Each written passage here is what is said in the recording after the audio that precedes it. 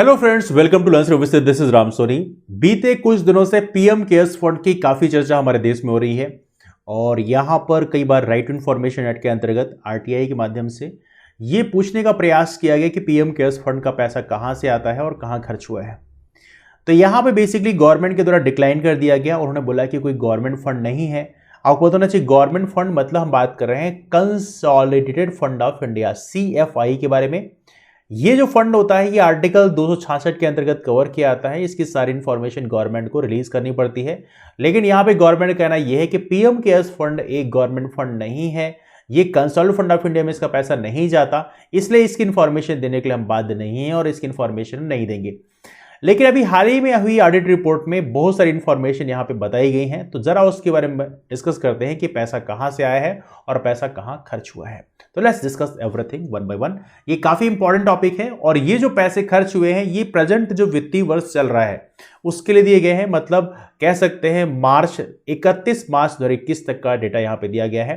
तो ये फंड कितना खर्च हुआ है, ये 27 मार्च 2020 से लेके 31 मार्च 2021 तक का पूरा इंफॉर्मेशन यहां पे दिया गया है। अब देखिए यहां बताया गया 10,990 करोड़ रुपए हमारे पास पैसे थे इस पर्टिकुलर टाइम के लिए, जिसका केवल 36% पैसा ही यूज हुआ, 64% पैसा जो है बचा रह गया। देखिए पीएम केयर्स फंड के लिए जो बताया गया था उस समय जब इसका फॉर्मेशन हुआ था बोला गया था कि कोई भी ऐसी इमरजेंसी आती है उसके लिए प्रॉपर तरीके से हम इस पैसे को खर्च करेंगे रिलीफ लाने के लिए। मतलब लोगों के पास यदि कुछ प्रॉब्लम है तो उसको सॉल्व करने के लिए, मतलब एक प्रकार से कंटिजेंसी फंड बनाया गया था, आकस्मिक निधि बनाई गई थी एक प्रकार से। हालांकि आकस्मिक निधि एक अलग आर्टिकल है, आर्टिकल 267 के अंतर्गत कवर किया आता है, लेकिन इसको भी ऐसी कंडीशन के लिए बनाई गई थी कि कोई पैसे की अचानक जरूरत पड़ जाए तो उसके लिए हम यहां से हैंडल करेंगे। कोविड-19 बीच में आ गया तो उसके लिए बेसिकली यहां पर काफी सारे पैसे खर्च किए गए। लेकिन एक वक्त ऐसा था जब हमारे पास पैसे की ऐसा लग रहा था कमी है, हमने प्रॉपर तरीके से चीज़ों को मैनेज नहीं किया, उसके चलते हमारे देश में बहुत सारे लोगों की डेथ भी हुई। आप लोगों को पता होना चाहिए, चीज़ें मिसमैनेज देखने के लिए मिली। तो ऐसा लगा कि गवर्नमेंट के पास फंड नहीं है, लेकिन बेसिकली ऐसा नहीं है। गवर्नमेंट के पास फंड था लेकिन गवर्नमेंट ने उस पैसे को बेसिकली खर्च नहीं किए। ये काफ़ी अतिशयोक्ति है इसमें, लेकिन फिर भी देखा जाए तो 64% जो फंड है इसका अनयूज्ड रह गया। एक ऐसी कंडीशन में जब हमारे पास एक भीषण आपदा थी, लेकिन उस समय पैसे को यहाँ पे खर्च नहीं किए गए और इसको लेके गवर्नमेंट को इस समय क्रिटिसाइज भी किया जा रहा है कि आपके पास पैसे होने के बावजूद भी आपने उस पैसे को खर्च नहीं किया। समझिए कुल मिला के बात यह है कि आपके पास पैसे हैं लेकिन आपके घर में यदि किसी को बीमारी है, किसी की तबियत खराब है, तो उसके लिए बेसिकली दवाई दारू के लिए आपने पैसे खर्च नहीं किए। I am not talking about दारू, this is like just word दवाई है ना, दिस इज अबाउट मेडिकेशन। तो यहां बोला गया कि फंड की बात करें, फंड में कहां से कितना पैसा आया, तो इसके लिए बताया गया है कि 7,679 करोड़ रुपए डिफरेंट डोनेशन से हमें पैसे मिले थे इस पर्टिकुलर फाइनेंशियल ईयर के लिए। और साथ में 3,077 करोड़ जो ये पैसे हुए थे वो पिछला जो फाइनेंशियल ईयर था उसका इतना पैसा बच गया था, तो वो इस साल के लिए मिल गया। और साथ में 235 करोड़ रुपए इंटरेस्ट अमाउंट पे हुआ है। तो ये तीनों सोर्सेज हैं जिसके माध्यम से हमारे पास इतने पैसे आए, जो कि आप पैसे देख रहे होंगे 10,990 करोड़ रुपए। नाउ इस डोनेशन की बात करें, इसमें डोनेशन में 495 रुपए फॉरेन रिसोर्सेज से भी आया है, ऐसा बताया गया है। 495 रुपए, दैट्स क्वाइट सरप्राइजिंग।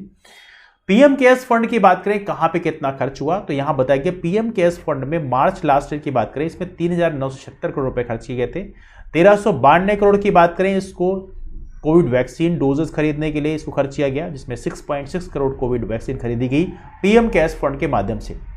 1,311 करोड़ की बात करें इसको यूज किया गया 50,000 मेड इन इंडिया वेंटिलेटर्स के लिए। तो वेंटिलेटर्स का इस्तेमाल किया गया। आप लोगों को याद होगा अभी बीच में ऑक्सीजन की समस्या आई थी, इसमें वेंटिलेटर की जरूरत थी, बिकॉज आपको वेंटिलेशन देना है, जैसे ऑक्सीजन देना है तो वेंटिलेटर के माध्यम से देते हैं।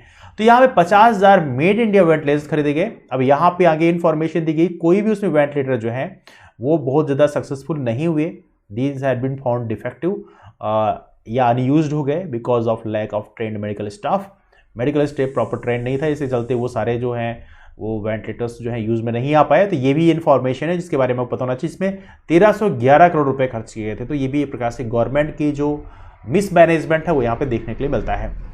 नवंबर लास्ट ईयर की बात करें, यहाँ पे 100 वेंटिलेटर्स लाए गए थे ट्रायल रन के लिए जम्मू कश्मीर में, जो कि बेसिकली वहाँ पे एनडीटीवी ने प्रॉपर रिपोर्ट भी किया था कि मध्य छत्तीसगढ़ में भी जो लाए गए थे वो भी अनयूज्ड रह गए। तो ये प्रकार से इनका इस्तेमाल नहीं हो पाया। तो ये भी प्रकार से गवर्नमेंट की मिसमैनेजमेंट को यहाँ पे दिखाता है। 1000 करोड़ रुपए के आसपास जो है खर्च किए गए, जो कि गवर्नमेंट की जो पॉलिसीज थी, इसमें माइग्रेंट जो पॉपुलेशन है, माइग्रेंट लेबर्स हैं, जो बिकॉज उनकी अनएम्प्लॉयड हो गए थे, जॉब छूट चुकी थी, इसके चलते उन्हें माइग्रेट करना पड़ा और इसके चलते बेसिकली उनके वेलफेयर के लिए खर्च किया गया। हालांकि पता होना चाहिए आप लोगों को, दिल्ली जैसी जो जगह है या बहुत सारी ऐसी जगह है जहाँ पे जब माइग्रेंट लेबर जा रहे थे तो उनको ले जाने के लिए प्रॉपर फैसिलिटीज तक नहीं रखी गई। मतलब बसेस जो हैं वो सारी बंद करवा दी गई थी लॉकडाउन के चलते, और इसके चलते आप लोगों ने देखा होगा बहुत सारे लोग पैदल 100-100 किलोमीटर 200-200 किलोमीटर जा रहे थे। इसके चलते कुछ लोगों की डेथ भी हो गई थी, जो कि काफ़ी कैटास्ट्रॉफिक आपने देखा होगा कि ऐसे परिणाम हमें देखने को मिले। जो गवर्नमेंट की जो विजनरी एटीट्यूड से बोलते हैं, that's called we can say that thing, कि आपके अंदर ये पता होना चाहिए कि आने वाले कल में क्या हो सकता है। चूंकि इतने सारे आईएएस सिविल सर्वेंट बैठे होते हैं तो उनका बेसिकली प्रोडिक्शन करने का ही काम होता है कि कौन कौन सी दिक्कतें आ सकती हैं, इसलिए उसके लिए एडवांस में तैयारी किया जाए। तो यहाँ पे गवर्नमेंट की जो मिसमैनेजमेंट है यहाँ भी देखने को मिला। और एक्सपेंसेस में एक 201 करोड़ के आसपास का जो पैसा है, ये 162 ऑक्सीजन जनरेशन प्लांट स्थापित करने में इतने पैसे खर्च किए गए। ऑक्सीजन क्राइसिस भी हमारे देश में काफी ज्यादा हुई थी, आप लोगों को याद होगा, इसी चलते कई लोगों की डेथ भी हुई। 20 करोड़ रुपए की बात करें, लगभग 20 करोड़ के आसपास गवर्नमेंट की जो लैब्स हैं, टेस्ट जो कोविड वैक्सीन हैं या जो भी टेस्ट करने के लिए जो लैबोरेटरीज हैं उनको अपडेट करने के लिए इतने पैसे खर्च हुए। 50 करोड़ की बात करें, इसकी बात करें कोविड डेडिकेटेड जो हॉस्पिटल्स हैं, जैसे बिहार के मुजफ्फरपुर है, पटना है, यहाँ पे या 16 लैब्स जो हैं आरटीपीसीआर सैंपल के लिए, वहाँ पे उनको अपडेट करने में लगी। ये कुछ महत्वपूर्ण जगह जगह पैसे खर्च इतने हुए। इशूज काफी ज्यादा थे। पीएम केयर फंड की बात करें, यहाँ पे एक क्लाउड ऑफ सस्पिशन आप कह सकते हैं, जिसमें अपोजिशन पार्टीज यहाँ पे ब्लेम कर रही थी कि पीएम केयर्स फंड का इस्तेमाल कैसे किया गया। यहाँ पे राइट इन्फॉर्मेशन एक्ट के अंतर्गत आप इसको कवर नहीं करके आपने एक प्रकार से इसमें प्रश्न चिन्ह लगा दिया है। तो ये बहुत सारे ऐसे क्वेश्चन बोले जा रहे थे और पीएम केयर्स फंड को लेकर काफी ज्यादा चर्चा मार्केट में थी, आपको पता होगा। पीएम केयर्स फंड के बारे में बात करें तो प्राइम मिनिस्टर्स सृजन assistance and relief in emergency situation, ये पीएम केयर्स का फुल फॉर्म है बेसिकली, प्राइम मिनिस्टर सृजन assistance and relief in emergency situation fund. इसको सेटअप किया गया था किस लिए, कि यहाँ पे डोनेशन एक्सेप्ट किए जा सके और जो रिलीफ है उसको दिया जा सके कोविड-19 पेंडेमिक के दौरान। तो ये सारे फंड का फॉर्मेशन इसलिए किया गया था, जो काफी इंपॉर्टेंट है। पीएम केयर्स फंड का जो फॉर्मेशन है वो किया गया था 27 मार्च 2020 को एक पब्लिक चैरिटेबल ट्रस्ट के फॉर्म में। इसको ट्रस्ट के रूप में इसको रजिस्टर किया गया था 27 मार्च 2020 को, और यहां पे बोला गया था कि एक ट्रस्ट के माध्यम से क्रिएट किया गया, मतलब ये गवर्नमेंट फंड नहीं है, इसका पैसा भारत की संचित निधि मतलब आर्टिकल 267 के माध्यम से नहीं गवर्न होती है ना। दूसरा, यहां पे जो डोनेशंस हैं वो फॉरेन कंट्रीब्यूशन के माध्यम से आएंगे और जो बाकी फंड्स हैं, लेकिन वहां पे 100% टैक्स एग्जेम्पशन दिया जाएगा, मतलब आपको टैक्स का बेनिफिट भी वहां पे पीएम केयर्स फंड में डोनेट करने पर मिलता है। पीएम केयर्स फंड की बात करें तो यहां पे आप याद रखिएगा, पीएम केयर्स फंड एक अलग फंड है, prime ministers national relief fund एक अलग है, पीएमएनआरएफ एक अलग फंड है, पीएम केयर फंड अलग है। हालांकि बहुत सारे लोग क्वेश्चन भी कर रहे हैं कि पीएम नेशनल रिलीफ फंड जो आपके पास में ऑलरेडी है, तो ये अलग से फंड क्रिएट करने का जरूरत क्या थी। ये भी अपने आप में क्वेश्चन मार्क था कि जो पहले से फंड ऑलरेडी था, लेकिन चूंकि पीएम नेशनल रिलीफ फंड जो है ये प्रॉपर तरीके से गवर्नमेंट फंड है, तो यहां पे सारी इंफॉर्मेशन आपको देनी पड़ती है। तो यहां पे पीएम केयर्स फंड का जो फॉर्मेशन किया गया था, यहां पे ये थोड़ी ओपेक था।